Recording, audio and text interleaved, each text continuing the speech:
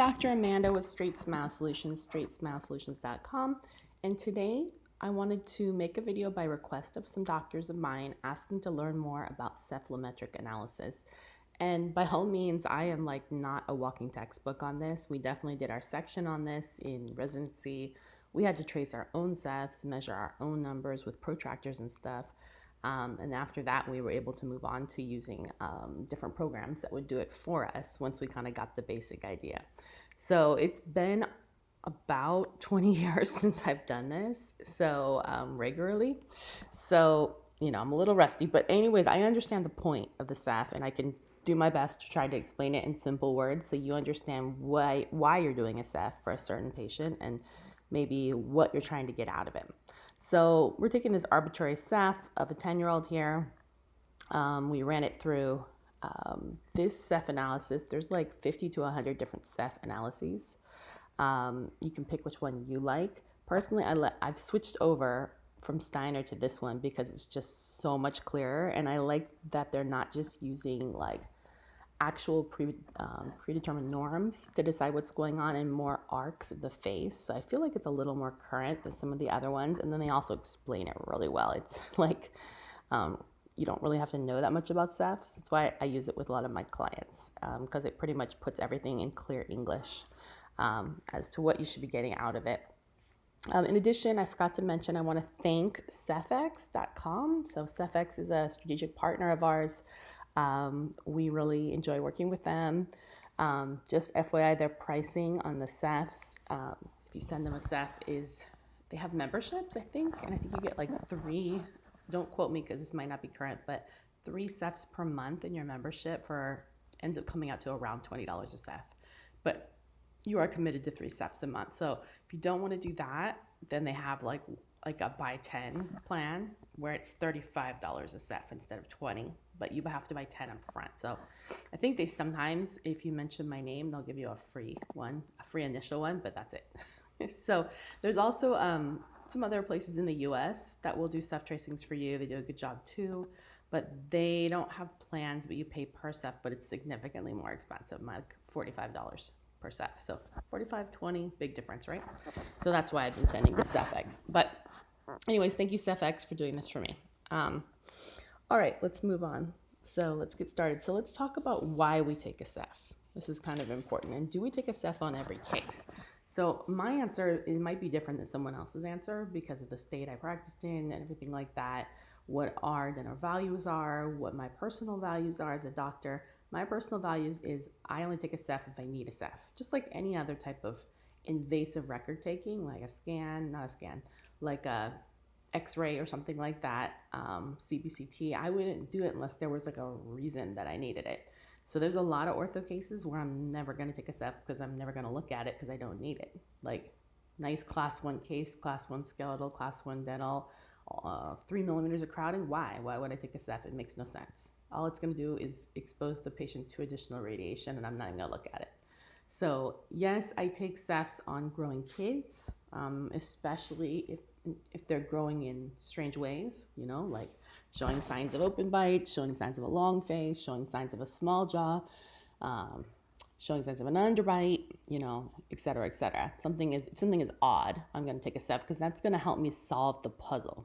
Okay, so usually for me, it's either a way to solve a puzzle. If I'm on the fence, if I want to go with option A or option B, maybe should I flare these incisors or should I tuck them back? Yes, looking at the soft tissue is one way that you kind of know what direction to go. Patient's opinion is one way. Perio is one way. There's a lot of things that factor into making that decision. But the Ceph for me is usually the clincher. I kind of already know what I think is going on, and I think I know what I want to do. But once I see the Ceph and the numbers, I'm like, I was right, Because there's a point where you start seeing enough patients where you kind of know if they have a class 3 skeletal or a long face growing tendency, you can just tell by looking at them, but you won't be able to do this if you're a general dentist and you're just getting started. That probably won't happen. That's going to come with many, many years of experience. So I maybe use Cephs more than some other doctors because I'm taking harder cases, right? Phase 1 cases, growth modification cases, possible surgery cases, Also, I don't just arbitrarily trust the ClinChecks or the ClearCorrect checks. Just because they say that teeth can move a certain way doesn't mean they do. They're just guessing. They're guessing. And, they're not going to be punished if they create a treatment plan that isn't predictable or possible, or if your teeth fall out of the bone, but I'm going to be the one that's in trouble. So I can't necessarily believe their treatment plan. I need to look at the numbers and say, is this possible? And then I need to direct their treatment plan to do what I know is right. And that's the difference between an orthodontist doing, say, Invisalign and a general dentist with no experience doing Invisalign. Anyways, all right, let's move on to this actual patient right here, our little 10-year-old here, and talk about maybe why we took the Ceph. So why did we take the Ceph? Well, some people take Cephs on every kid. Like, I go back to what I take. I take them on Cephs if I see a kid with a growing problem. I also take Cephs if I need to make a decision in an adult on a harder case, like to either a procline versus extract or procline versus IPR. I usually have a 98% understanding what I'm going to do before I even take the Ceph. I already know why I'm doing it. I'm just using it to kind of validate and confirm. And also as a CYA, like, cover your, you went into a treatment plan, you decided to, pull 4 teeth, was that really the right thing to do? Well, the Ceph can give you some answers and direct you on whether or not you could flare those teeth or not. And I don't usually pull teeth anymore, but I'm just saying, for example, like, are we cool with doing some flaring and proclination here? Or will this take the tooth outside, the biologic width? So just confirm things with numbers, right? And this is documentable, provable. So if this ever was an issue in court, you'd be covered, right? That's why you're taking the Ceph, really, besides getting some advice to make decisions. Okay, so anyways, one more disclaimer before I start this, and I'm going to try to keep this as short as possible today, but it's a lot of information. Like I said, I haven't done this in 20 years, so I'm kind of winging this. But remember these norms, a little bit of history on Ceph x-rays. So this all started, I think, even ancient Egyptians were doing this kind of Ceph research, They were not like taking x-rays, but they were looking at like skeletons and stuff like that and making measurements. So they were looking at norms, basically. But it didn't really get started until 1931 when Dr. Broadbent created this. And then after that, the study went on for about 10 years until 1947, where they were collecting norms from a variety of different subjects, taking an x-ray and collecting norms, and then tracing them over time, to see what things happened.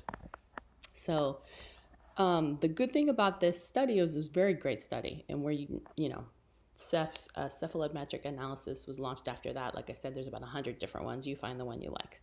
But the problem with this study is it's very heteronormative in that it was done, I believe, in the Midwest somewhere. These are mostly Caucasian subjects. So these quote-unquote norms are the very 1940s norms of a Caucasian face, which is not necessarily the type of face we like to look at now, almost a century later. Like, definitely the more full look is more in, and it's totally fine to be full. Just because they're saying that wasn't right doesn't mean it's not right, because we have entire generations now with fuller lips and all that. They're paying for it, actually, because, that's okay now, and also I think now, especially in the United States, what was a very Caucasian normative centric way, a generation ago is now different. We have tons of different cultures, not all from European countries. Where I grew up, or where I was practicing initially when I got out of school, it was probably 99% Latino patients and Hispanic patients and African descent patients, Black Americans. So we had almost no Caucasians, so this really wasn't of value to me, because this is why am I getting numbers off something that isn't like my patient's facial structure? My patient's facial structure can handle different things. So anyways, like I said, take this with a grain of salt. Definitely in residency, if certain numbers, were a certain way, like 100% we're extracting teeth because the Ceph is telling us to extract teeth. Don't use it like that. That's a mistake. Because again, this is a very, very kind of flat profiles that they're making the norms off of, I think of. But anyways, okay. So let's move on. So the Ceph is made up of a variety of different cephalometric points, and we're not going to go into the weeds. If you want to go into the weeds with this, you need to go buy a textbook because it's not that interesting. But just so you understand what it is. So some of them might be like A point, for example. That's an important one. Your A point is the point of deepest concavity anteriorly of the maxillary alveolus, okay? B point, you know, we've got sella, we've got nasion. So, oops, I did that wrong. Sella, nasion, orbitale. Okay, you guys get the idea. So, variety of different points, okay? I think there's like a good 20, 30 points that you have to, when we're doing our tracings, we have to map them out and draw them. And you can see how they're drawing certain points here on the ramus and in the pituitary concavity here in the orbit. Oopsies, in the orbit. Anyways, all right, lips, everything else. So we're doing soft tissue landmarks, we're doing hard tissue landmarks. Both of them are going to show up, right, in the SafeX, right, if you're taking it right. Remember, you have to take the SafeX right a certain way, and they have to be biting down, okay? If they're not biting down in, you know, like CR, like whatever you're considering the bite. So if they're biting funny, you're going to get a weird result. So it's really important that if you're the RDA that you're having them positioned correctly so we can get accurate numbers. So we get a variety of different cephalometric points, and then from there we're going to be extending out some different types of planes and arcs, and that's how we get started. So these planes and arcs, you can see them extending. They're giving us numbers, and the numbers are connected with norms. That's that. So let's go over a little bit about what we're seeing here. Okay, I'm getting organized here. All right, so we've talked about that. So let's move on to, we can talk a little bit about some of the main arcs if you want, or lines. Like we've got, let's go ahead and get started. We'll look at the numbers on the left. All right.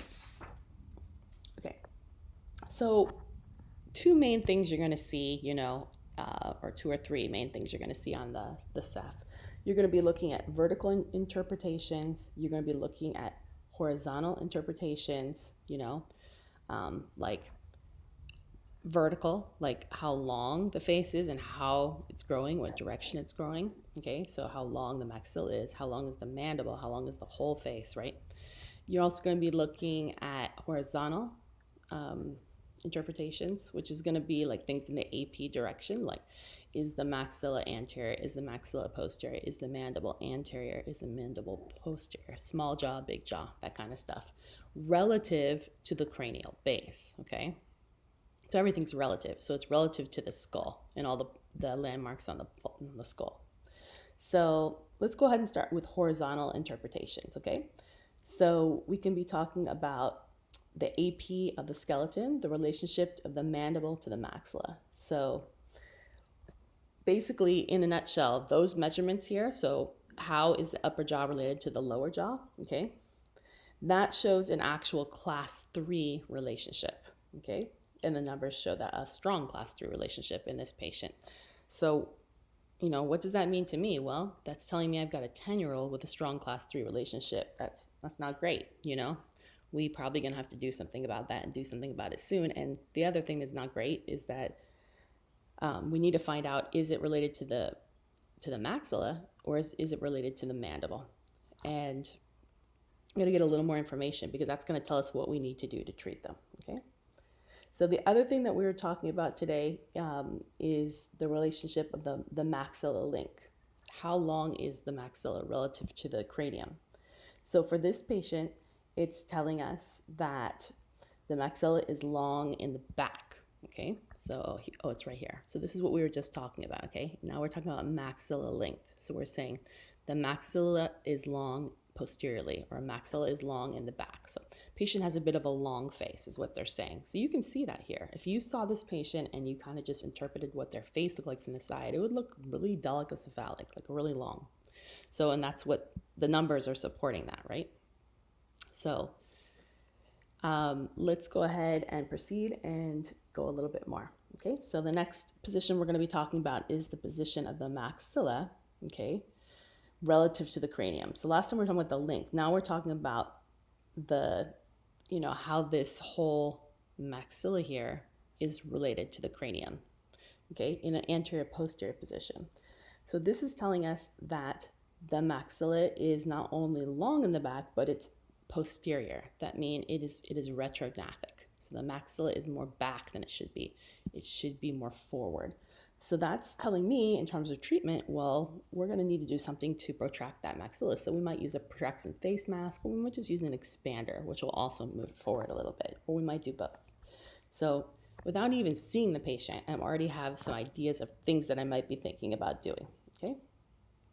So they also are telling us that the maxillary lip, the soft tissue, is back. And you can see this if you measure the normal line, the angle at subnasally, it should be usually acute, and it's obtuse. So she's got kind of a flat upper lip. So we know that it's flat because the maxilla is also backwards. So that's that. Okay, so let's move on. So that's where we are right now. Okay, now we're going to move on to this one right here. So mandible length, we talked about maxilla length, now we're talking about mandible length relative to the cranion. And we're saying that the mandible length relative to the cranion is long anteriorly and short posteriorly. So it's opposite to what we have before. Okay, so it's short here and long here. So patients, we said already, has a very long face tendency.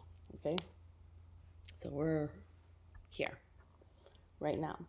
What about mandible position relative to the cranium? They said it is undefined right here. So maybe maybe there was some type of error, but sometimes you get undefined as an answer. Okay, so we've talked about issues in the horizontal plane or the AP plane, and now we're going to move on to vertical. Vertical is right here, okay? So in terms of vertical, I can already tell the patient is long, right? We already kind of saw that. So that's telling me that whatever mechanics I do can't be extrusive mechanics. I don't want the bite to open up more. So how does bite open up more? Well, expansion, proclination. So we have to make some wise decisions here on how we're going to treat this patient. All right, so vertical. So we're talking about the vertical, like an open bite relationship, basically. So this patient shows signs of an open bite relationship based on the points, okay? Which is obvious because it looks like that to me right here. All right, so here we are. We're down here. Now we're going to move down to dental interpretations. So they're just looking at the angulation of the incisors relative to the cranial base, relative to each other. I mean, just on the front end, this looks pretty upright right here to me. Looks about normal. So, but we already know the lip is unsupported because we learned that earlier. So this is telling us the maxillary incisor is normal, which is what I said, right? And I said the mandibular, it's normal. Oh, sorry, in terms of vertical, but it's a little bit retroclined. And the mandibular incisor is also retroclined. And the maxillary molar is mesial position. So maybe they're a little bit class 3 skeletal as well, or maybe it slid forward because they lost a baby tooth early, but that's what they're telling you there. So that's good news. They're saying both of our teeth are retrocline, which means you know that you either can move the jaws forward or you can procline to fix the bite. So that's good. All right, so we're almost done. This one is just, it's a ratio of two different arcs, and they're just showing the direction of growth, and we're saying that they're aggressively growing in a clockwise direction. So not in this kind of direction, but a vertical direction, a clockwise direction.